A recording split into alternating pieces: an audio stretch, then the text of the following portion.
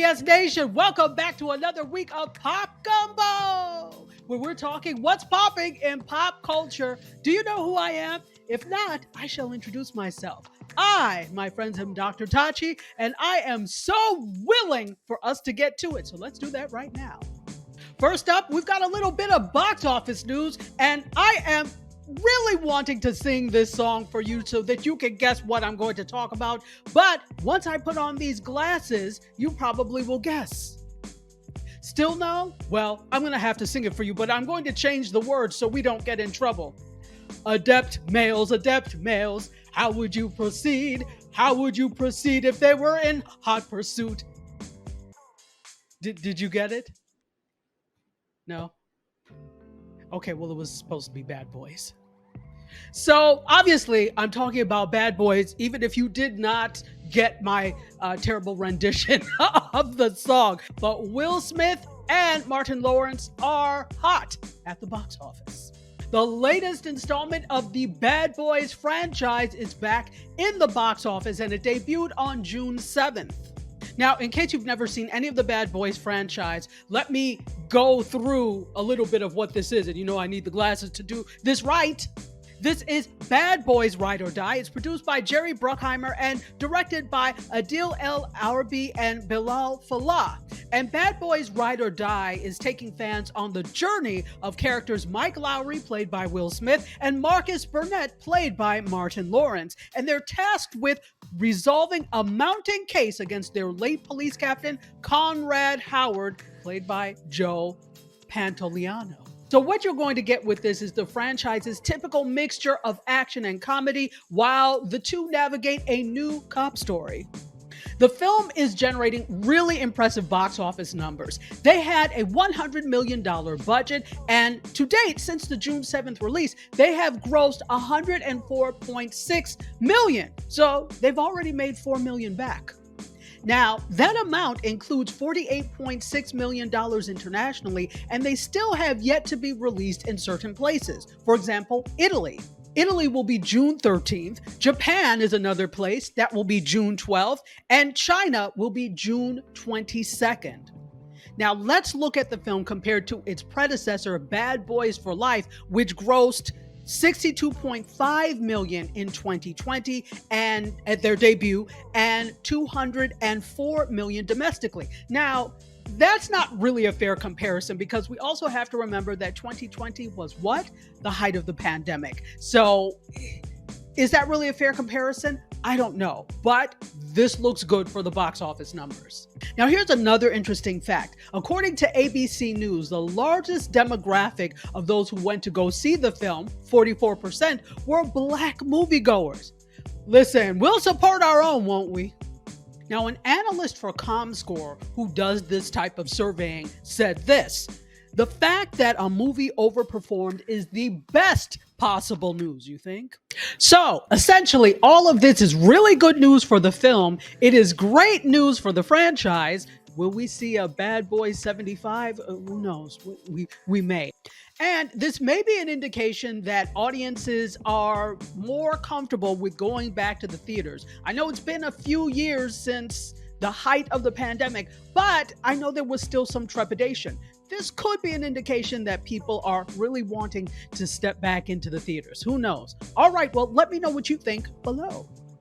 Now let's turn our sights over to beauty and the power of social media. I've talked to you in the past few weeks about celebrities who have launched hair care brands, beauty brands, etc. But there are a lot of non-celebrities doing this as well. Stormy Steele is the founder of Canvas Beauty, and apparently she came up with this brand in one night.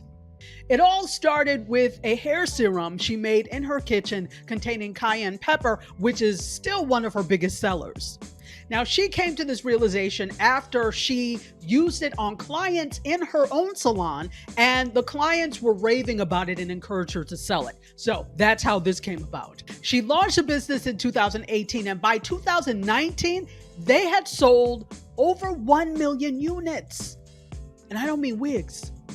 So obviously there are growing pains when you go viral like that, because as opposed to 6,000 units that they would sell per month before the exposure, it jumped to 30,000 units. So you can imagine the growing pains that came with that.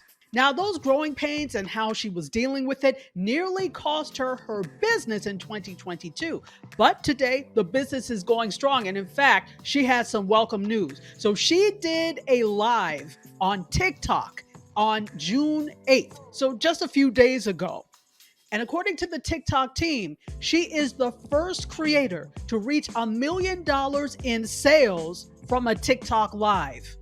I'm doing something wrong here. And finally, I'm sure you know by now about social media restaurant food critic and content creator and also MMA fighter Keith Lee. If you don't, I urge you to go to Google and look him up because he is someone to know. So why is he in the news this time? Not for a restaurant that he's reviewed, but for a new venture that he has together with Microsoft. So Keith Lee has teamed up with Microsoft to teach Black restaurateurs about AI tools that can improve their business efficiency. In 2023, Lee did an interview with Afrotech where he talked about wanting to increase the visibility of Black-owned restaurants. Now, this is interesting, and it shows that this type of service is needed because the Pew Research Center did a study in 2021, and they found that 2/3 of Black restaurants have fewer than 10 employees. So obviously, having such a small amount of employees can create barriers when it comes to efficiency and other things. So this is why Lee and Microsoft have teamed up to show where these AI tools can fill in those gaps.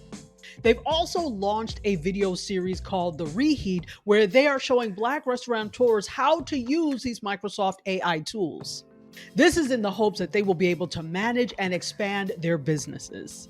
According to Afrotech, Keith Lee is just thankful that he's been able to be a blessing to others through his platform, and this is actually an extension of all of that. So not only is he giving exposure on his social media accounts, he is now giving further assistance by teaming up with a larger entity like Microsoft. Good for you, Keith Lee. Good for you.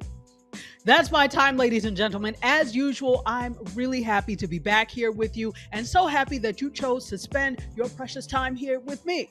Thank you very much. Not only can you hear me on Wednesdays, but every day of the week you can check in with one of the TKBS correspondents. We have amazing news for you, and some of us even have lives, so make sure you check us out. Tuesday is the day that you want to be locked into the TKBS podcast. You can hear KB and the crew discuss the issue of the day, and it's always good and great conversation. You definitely want to be plugged in for that.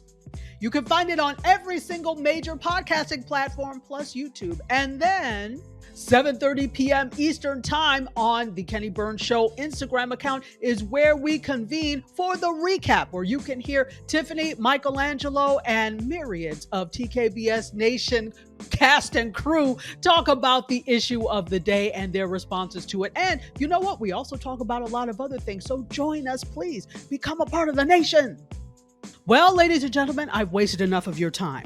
Right now, what I need to do is figure out how I too can make $1 million on TikTok. So I'm trying to find something to sell. Until then, the dream is real.